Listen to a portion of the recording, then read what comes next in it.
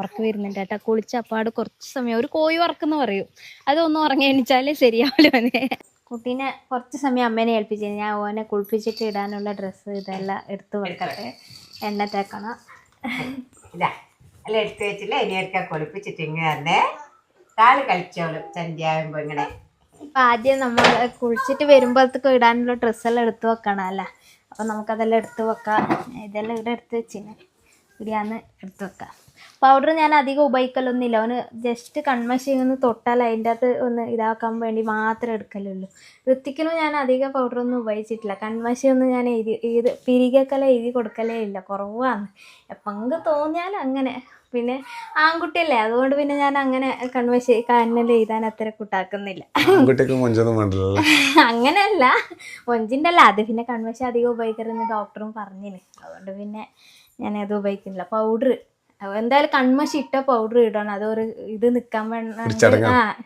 അല്ല ഇല്ലെങ്കിൽ അത് കൈക്ക് ആടുകിടെല്ലാം ആവുമല്ലോ കൺമഷി. പൗഡർ ഇട്ടാലും അവിടെ ആവില്ല. അപ്പോൾ അവന് വീട്ടിലിടേണ്ട ഡ്രസ്സെല്ലാം ഞാൻ ഇടിയാ വെക്കല്.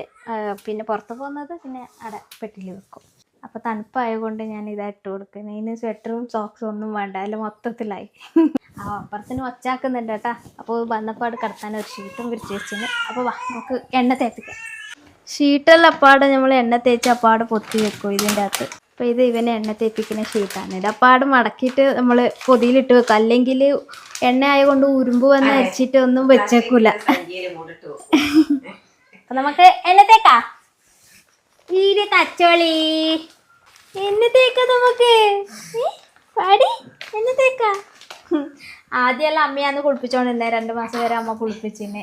പിന്നെ ഞാൻ ഇത് ബാത്ത് ടബ് മേടിച്ചാൽ പിന്നെ ഓന് അതിൽ കുളിപ്പിച്ച് നോക്കിയാലോ കുഴപ്പമൊന്നും ഇല്ലാണ്ട് എങ്ങനെ കുളിക്കുന്നുണ്ട്.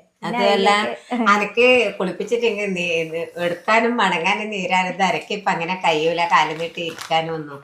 അപ്പൊ പിന്നെ ഇവൻ വല്ലാണ്ട് കരിയും ചെയ്യുന്നു അങ്ങനെ കുളിപ്പിച്ചോണ്ടിരിക്കും കാലുമൊക്കെ എടുത്തിട്ട്. പിന്നെ അതുകൊണ്ട് തന്നെ എന്റെ ഇപ്പൊ ഓന കുളിപ്പിക്കുന്ന ആ സാധനം വാങ്ങിയതിന്റെ ശേഷം ശേഷം അനങ്ങാണ്ട് കിടക്കും. അടക്കൊണ്ട് കിടത്തിയാൽ അനങ്ങാണ്ട് കിടക്കും. അതുകൊണ്ട് ഡെയിലിക്ക് കുളിപ്പിക്കും. നമ്മളിത് എടുത്തപാടൊന്ന് കാണിച്ചിട്ടുണ്ടേനു. അപ്പൊ ഇതിലൊന്ന് കുളിപ്പിക്കുന്ന ഒന്ന് കാണിക്കണമെന്നുണ്ടേനു. അപ്പൊ ഇന്ന് നമുക്ക് കാണാം.